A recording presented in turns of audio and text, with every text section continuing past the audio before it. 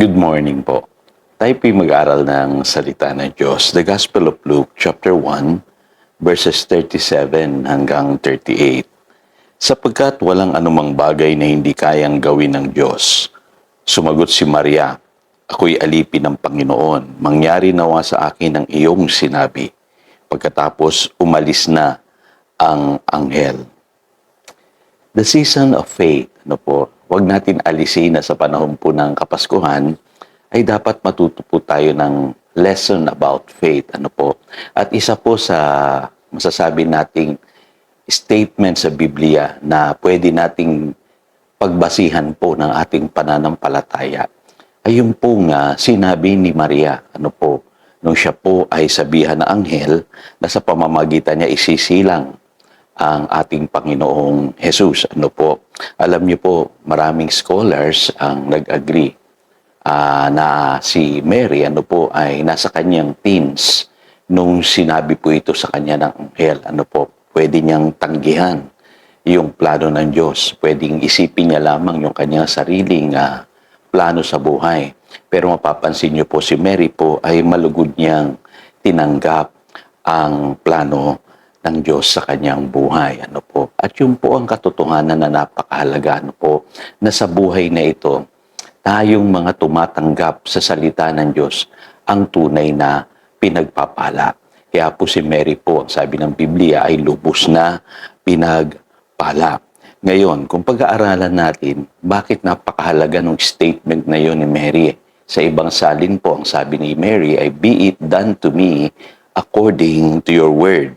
Kasi po, ang Christianity po is about the Word of God. Yung salita na nagkatawang tao, yung po sinasabi ng John chapter 1, verse 14. At maraming tao po tinanggihan ang salita ng Diyos. Sabi sa John chapter 3, verse 19, kaya ngayon ang buong mundo nakakaranas ng kaguluhan dahil po marami pong tao ang tumanggi sa salita ng Diyos. Sa halip na tanggapin nila ang liwanag, mas inibig nila ang kadiliman.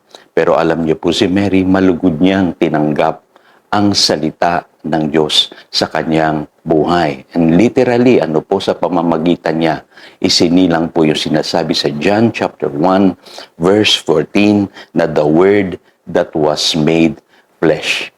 Mapapansin niyo po, ang Christianity po umiikot yan sa salita ng Diyos, walang iba kundi ang ating Panginoong Jesus. Ngayon, bakit po mahalagang matuto tayo about faith sa statement na yon ni Mary? Unang-una po, sabi sa Luke chapter 1 verse 37, "For nothing is impossible with God."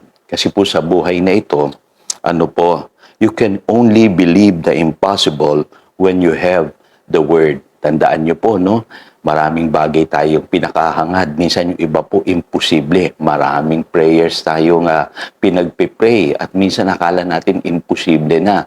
Pero ito po ang sikreto para po maranasan natin yung mga bagay na imposible sa buhay na ito. Kailangan po ay manalig tayo sa salita. Ganun lang po kasimple ang pananampalataya. Faith cometh by hearing, and hearing the Word of God. Yung po sinasabi ng Romans chapter 10 verse 17. At sa buhay na ito, pag kami hawak-hawak ang salita ng Diyos, sapat na yon upang ikaw ay maniwala kahit imposible magaganap sa iyong buhay ang mga pangako ng Diyos. Kaya alam niyo po, pag pinag-usapan po ang miracles, alam niyo po ba na ang seed sa mga miracles, ay ang salita ng Diyos. Kapag ang tao nanalig sa salita ng Diyos, dumarating ang himala sa kanyang buhay. At kay Mary, nangyari yung himala sa pamamagitan niya. Ang Diyos ay nagkatawang tao. Sa pamamagitan ng salita. Sinilang sa mundong ito, walang iba, kundi ang ating Panginoong Jesus. Pangalawa po, you don't have to struggle in life when you have the Word of God. Sa buhay na ito, pag alam mo yung salita ng Diyos, hindi mo kailangan mag-struggle. Yung iba, pinipili nilang mag-struggle sa buhay na ito. Kaya sila nahihirapan. Alam niyo po, ang salita ng Diyos, ibinigay sa atin upang tayo po mamuhay ng masagana at matagumpay. Yung pong sinasabi ng Psalm chapter 1. At kung ikaw ay nakatanim sa salita ng Diyos at ang salita naman ng Diyos ay nakatanim sa iyong puso, ikaw yung pinakamatatag, pinakamatibay na tao sa mundong ito. At yan ay dahil sa kapangyarihan ng salita ng Diyos. Pangatlong katotohanan, ano po?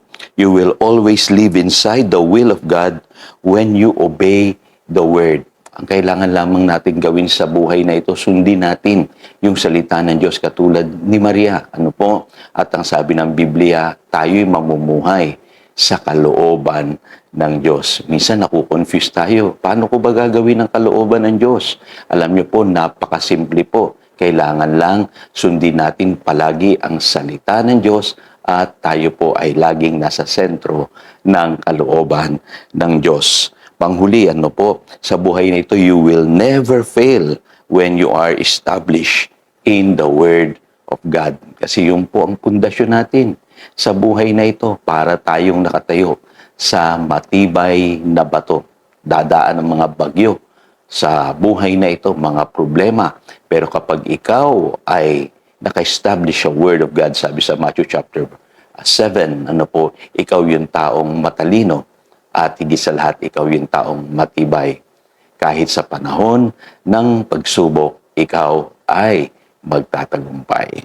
Kaya napakahalaga po ng statement na yun ni Mary.